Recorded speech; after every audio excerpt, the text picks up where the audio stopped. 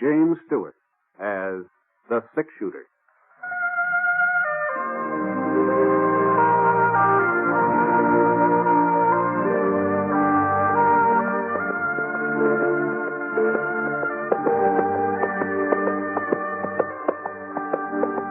The man in the saddle is angular and long-legged.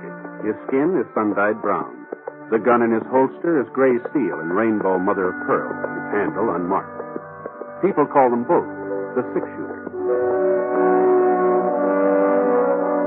Coleman, America's leader in modern automatic home heating equipment, and the National Broadcasting Company present James Stewart as the six-shooter, a transcribed series of dramas based on the life of Britt Ponset, the Texas plainsman who wandered through the Western Territories, leaving behind a trail of still-remembered legends. Now, in just a moment, immediately following this important announcement, you'll hear Act One of The Six-Shooter. In a few years, our public schools will be as behind the times as the Little Red Schoolhouse. And it's estimated that by 1956, there will be some 7 million more children in elementary schools than there are now. More equipment will be needed. And above all, more elementary school teachers. To help assure your child a proper education, join and work with local groups and school boards. And for free information about how people in other communities are improving their schools, write to this address. National Citizens Commission for the Public Schools, 2 West 45th Street, New York 19, New York. Now, Act One of The Six-Shooter, starring James Stewart.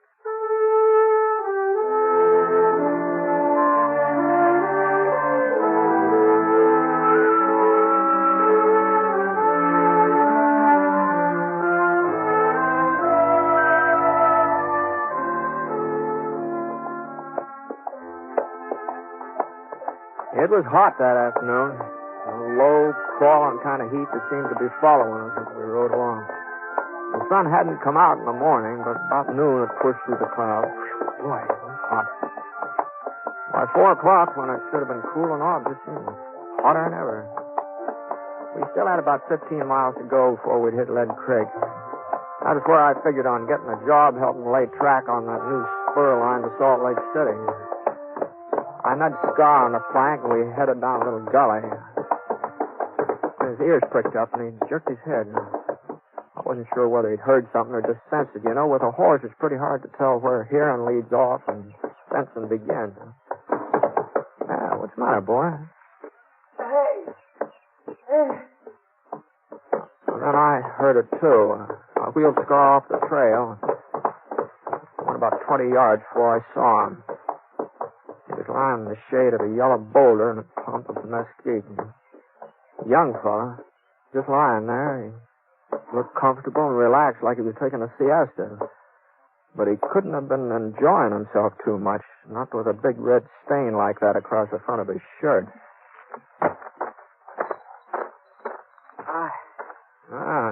What's the trouble? I had a little accident. Yeah, it looks that way. What happened? My horse threw me a couple hours ago. Must have landed on my gun. It went off. See, you haven't got any water, have you? Sure. Here.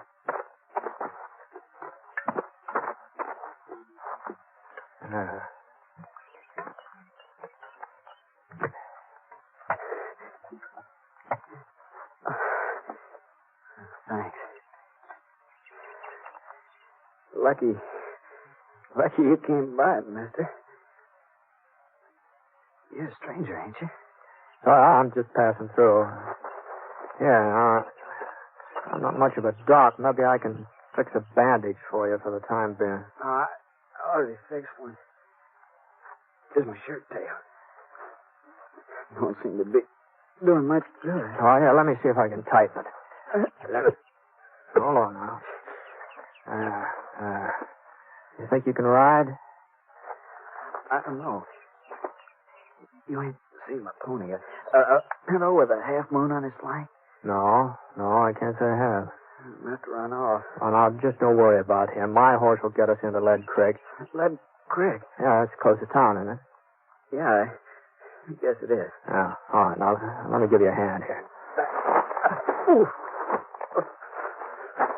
It ain't no use, mister. No, you gotta try. Now, just lean your weight on me. I'll never make it. Okay. That's it. There's a cabin a past a mile or so west. I might be able to ride that far. Oh, that'd be better than staying here. Now, I'm gonna lift your feet up. Now, that'll hurt plenty. But once you're in the saddle, you'll be all right. Now, here we go. There we are. I'll take it real slow. I'll walk alongside. There you are. Was it west, you said, huh? Yeah. I sure do appreciate this, mister. I sure... He keeled over in the saddle. I managed to keep from sliding out, and we started off. About 15 minutes later, I saw the cabin he'd been talking about, and it wasn't much more than a shack, only 2-3 rooms, and a couple of acres of fenced-in pasture and a barn. I led Scar up to the front stoop and lifted the young fellow off. He was still unconscious, which was all of it good, of course. I carried him up to the front door and gave it a couple of kicks. Kicked again, and he sprung open. Anybody home? Hello?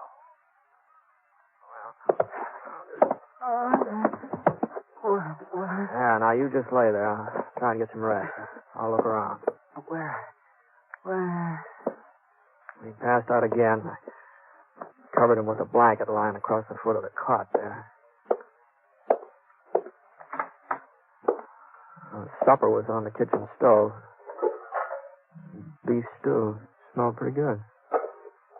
I opened the back door.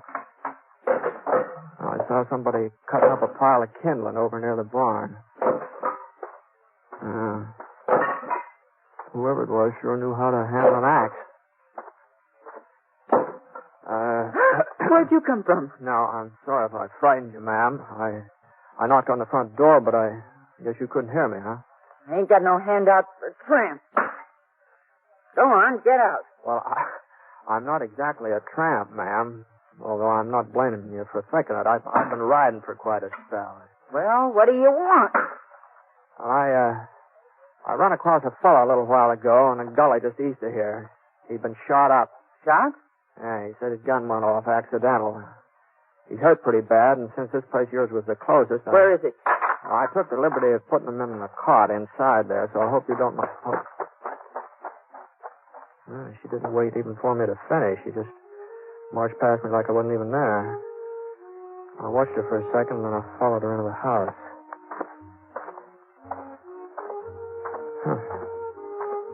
I'd never run into a woman exactly like her before. At first, I thought she was a man. You know, the pants, the checkered shirt she was wearing, and the way she chopped up kindling, they fooled me. She walked like a man, too. Stiff, square-shouldered. But her eyes, they were a woman's eyes, all right. Kind of soft and young and frightened. Yeah. The rest of her had been pretty as her eyes. She'd been a real fine-looking girl.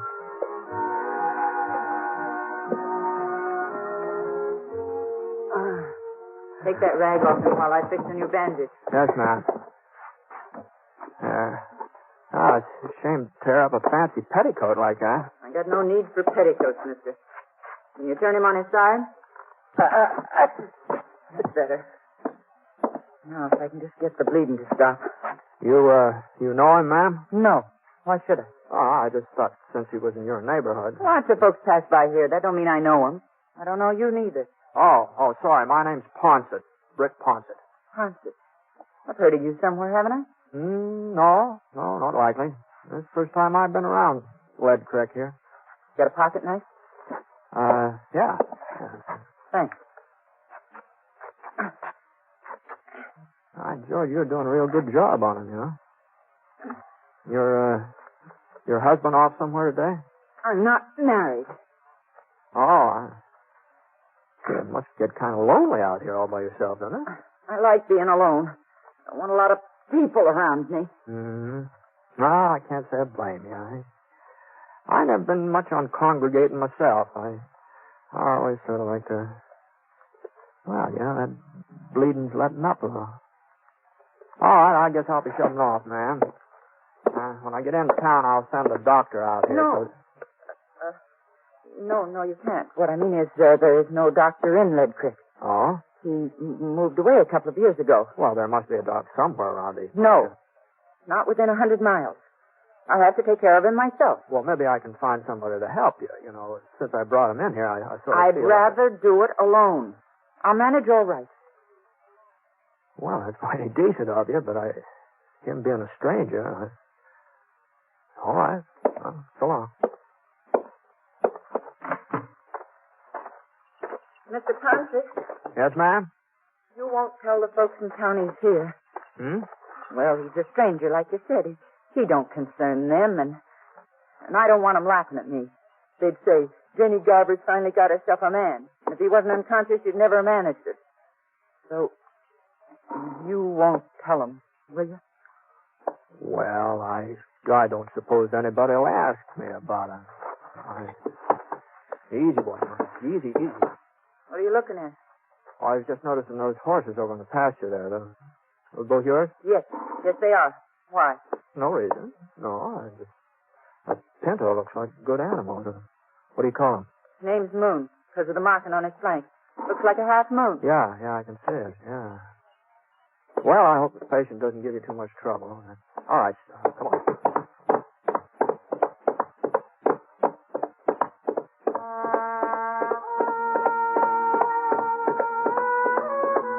The sun went down, but it didn't cool off much.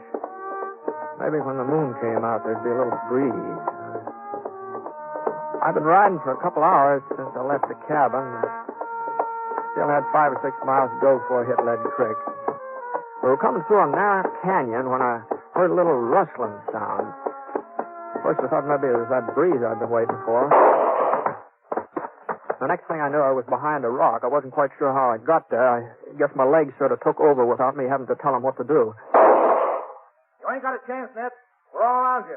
Come out from behind those rocks and keep your hands up. Well, I'd be glad to oblige, but I ain't Ned. Whoever he is. Hold it a minute, Sheriff. Oh. Well, looks like they made a little mistake, boys. You all right, mister? No serious damage, I guess. Well, sorry to bother you, but what are you doing out here anyway? I was heading for town. I heard there might be some work on the new railroad, thought I might sign up for a spell. Well, I guess they can always use another man. My name's York. Sheriff Jim York. I'm pleased to meet you, Sheriff. I'm Britt Ponce. Ponce? The fellow they call six-shooter? I didn't know you were in these parts. Boys, meet Britt Ponce. Britt, this is Sam Norval, Howdy. Tom Jackson, Harry Potter. Howdy. Britt's the man who brought in the Phoenix Kid. Kid had the drop on him, too, but he never got a chance to pull a trigger. At least, that's the way folks tell it. Yeah, well, between the doing and the telling, you know, there's apt to be some exaggeration. Well, anyway, I'm sure glad we run into you tonight. That 6-gun of yours may come in handy. Oh? Yeah, we're looking for Ned Landy. That's who we thought you was at first. I figured something like that. Now, what's this Landy been up to? Trouble for the last 3 months. Hold up, couple of shooting sprees. Broke into Harry's bank last night and killed Harry's brother. I see. I've taken a posse after him before, but we always seem to lose him in these hills. We'll get him tonight, though. Picked up his trail this morning. Even spotted him for a minute or two on the far side of Devil's Canyon over in the trees. I got off a shot. Thought I'd hit him for sure. But I guess my aim was off. Anyway, he gave us a slip again. Well, what's he look like? Oh, he's young, about 23, I'd say. Short, wiry, black hair, rides a pinto. Pinto, huh? Mm-hmm. You ain't seen him. Yeah, I guess I have. Yeah? Well, where was he? I left him at a cabin about 9 miles back. And, your aim was all right this morning, Sheriff. He's carrying a bullet in his stomach. Of course, he said he'd shot himself by accident. The only cabin out this way is Jenny Garber's. That's the woman. That's the woman who lived there. You know? Well, come on, boys. Let's go. Ain't you coming too, Britt? Oh, no, you won't need any help, Sheriff. Landy's not likely to last long enough for you to get him into town, I don't think. Well, we'll get him in all right. Doc will see to that. The doc? What? But I understood there wasn't any... Sam, here's the doctor. See, that's what he's been claiming for the past 20 years. Yes, huh? Just wait a minute, Sheriff. Just hold on. You know, I've changed my mind. I think maybe I will ride up there with you.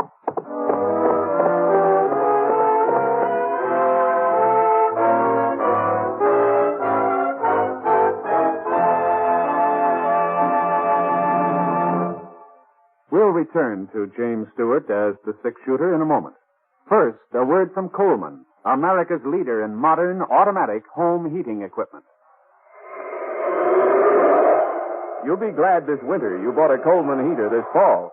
Yes, as you sit back in your easy chair, snug and comfortable, you'll be glad you bought a Coleman heater. You'll enjoy floor-to-ceiling warmth in those rooms you could never heat before. Get your Coleman oil or gas heater now during Coleman's big bonus sale. Here's what you get. First bonus, a new low price. Yes, now you can get a dependable Coleman automatic heater at a new low price. Second bonus, a new low operating cost. Coleman saves you up to 25% on heating bills because Coleman gives you maximum heat from your fuel. Third bonus, a 32-piece set of Libby's safe-edge glassware worth $14. It's free with your new Coleman heater. Get 3 big bonuses. Get your Coleman oil or gas heater now during Coleman's big bonus sale. This sale is for a limited time only. So see your Coleman dealer tomorrow. You'll find his name and address in your telephone directory.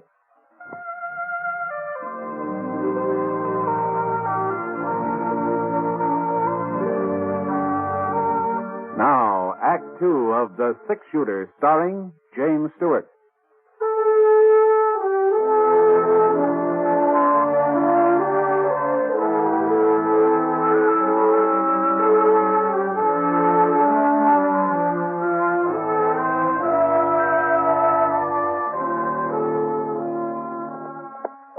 About an hour and a half after I met up with the sheriff, we came to a little stream trickling down the hill just off the trail. I'd missed it when I passed by before. I hadn't known there was any water around, and Scar hadn't smelled it either. The air being so quiet and everything. Well, we pulled up and gave the horses a chance to get a drink. Well, I guess there ain't no rush. That's as bad off as you say. Yeah. Yeah. Was something funny, Sheriff? Well, I was just thinking about Jenny Garber. Oh? Yep, she's finally got herself a man. He's going to be real temporary, though. Yeah, and if he didn't have a bullet in him, I'll bet he'd take off the first time he got a look at her. Well, it'd take more than a bullet to keep me there. Me too, Sheriff. What is there something wrong with Jenny? Well, you've seen her, ain't you? Yeah, yeah. Well? Well, I guess she's no beauty. Oh. Now, that's giving her the benefit of the doubt, Tonto.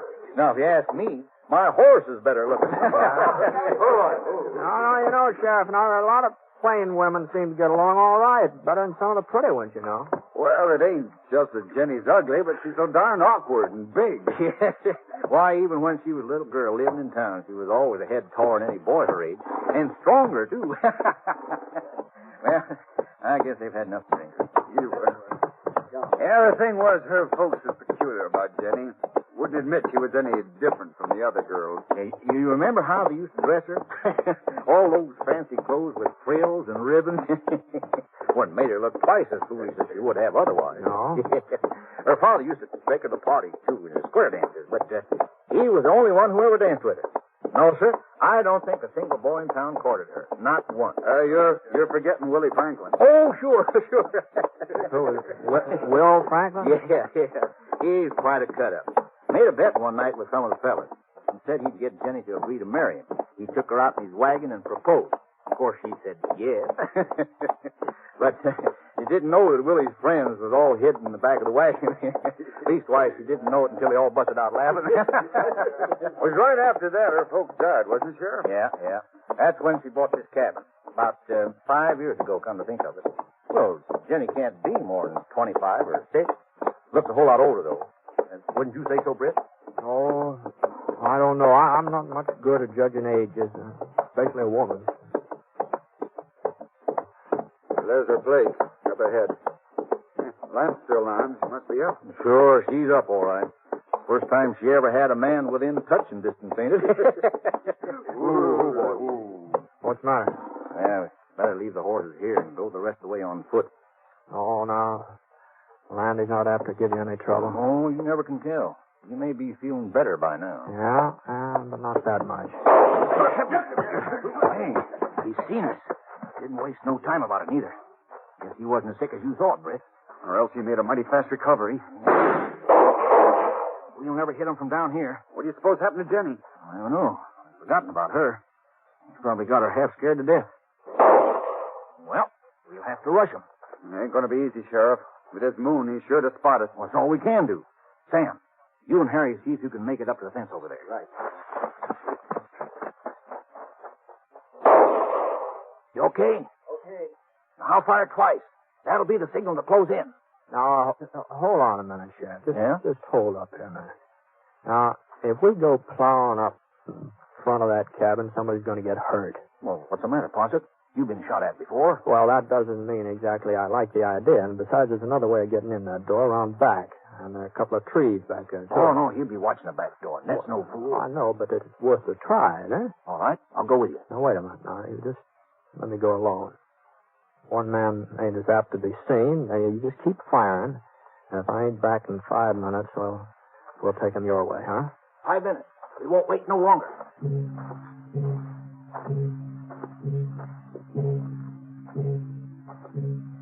I hunched down low and I started circling toward the rear of the cabin. And there wasn't much cover, just rocks, a couple of scrub pines. Anyway, nobody was shooting at me yet. So far, nobody'd seen me. I come up along the side of the barn, and the back door was just ahead now. I still had about 20 yards to go. I ran forward, and my foot caught. I tripped over some of the kindling Jenny stacked up there in the afternoon. I lay quiet for a minute. I just waited. It sounded to me like I'd made enough noise so they could hear it clear down Lead Creek. No, shooting wasn't in my direction. So I got up on my knees. I raced for the cabin. I opened up the door. I kept on going. And when I got into the living room, I saw I'd figured right. That was on the cot, just where I'd left him. Hadn't moved. It was Jenny who was doing the firing. She swung around. She pointed the revolver at me. Her eyes weren't soft, not anymore. You told him. You brought him here. I had to, Jenny. I would have taken him away as soon as he was well enough. Why couldn't you let us alone? That killed a man last night, I don't care. I don't care what he does. As long as he needs me, I'll stand by him and help him. He needed a hideout, didn't he? He must have been staying here for some time, or his pony wouldn't have had enough sense to come back here with his own accord. They're going to start closing in, Jenny. You're not going to take him away from me. I won't let you. Ned likes me. He told me he likes me. And he's the first person who ever did. Give me your gun, Jenny. Even if it isn't true. Even if he didn't really mean it. He doesn't laugh at me like the others. He doesn't mind my looks. But he said I'd be an old maid. Even my mother said it. But I won't. Not now. Ned'll take me with it. He'll marry me. I know he will. Jenny, listen to me. Don't you understand? I can't let you take him away. No matter what. Not even if I have to. Killing me won't help in that. It's the only way I can keep him. I've got to stop you somehow. You and the others out there. Oh, there's no way you can keep him, Jenny. He's dead. What? Now turn around. Turn around, look at him. Now, I'm not trying to catch you off guard. Just turn around. He hasn't been breathing, not since I came in. Oh, he loves me. Ned loves me. All right, boys, come on in. You all right? Got him, huh, Britt? Oh, there he is. I might have known you'd take care of him. No, it wasn't me, Sheriff. It was you. Huh? Your bullet from this afternoon. Well, I'll be darned. I told you I was sure I'd hit him. Remember, Tom, I told you. Now, then how come he was able to hold us off just now? Well, he was a tough one to kill. He wouldn't give up. The strain of shooting at us must have finally finished him. Ain't that the way you figured, Britt? No, something like that. Well, what's the matter with her? Little gunplay bother you, Jenny? Come on, get a hold of it. It's all over now. Yeah, sure is funny how women are scared of gunfire. Every one of them. Even Jenny. Well, it just goes to show you that underneath, they're all pretty much alike. Yeah, Yeah, I guess they are. Well,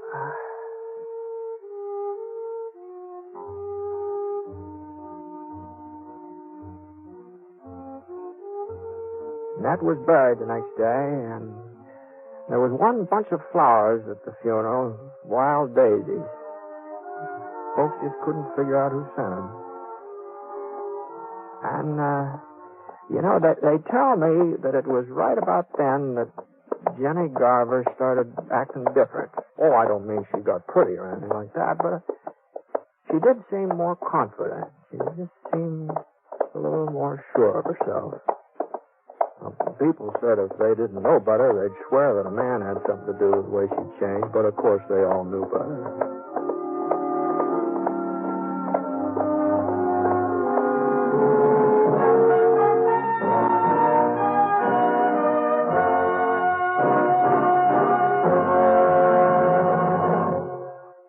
I'd like to take a minute here to remind you about some of the great entertainment in store for you later in the week on NBC Radio. Next Friday night marks the fall return to the air of both the Bob Hope Show and the Phil Harris Alice Faye Show.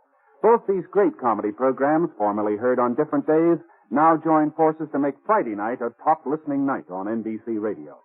The new Bob Hope Friday night show will feature well-known guest artists, the music of Les Brown and his band of renown, and the vocal talents of lovely Margaret Whiting.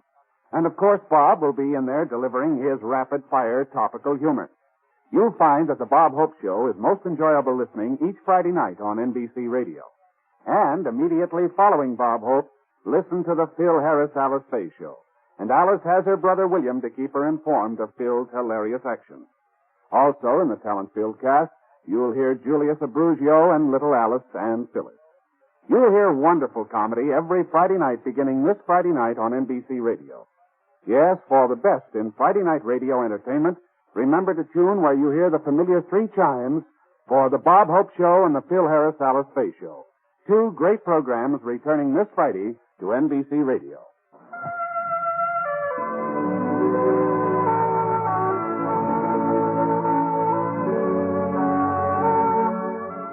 Coleman, America's leader in modern automatic home heating equipment, and the National Broadcasting Company have presented James Stewart as the six-shooter.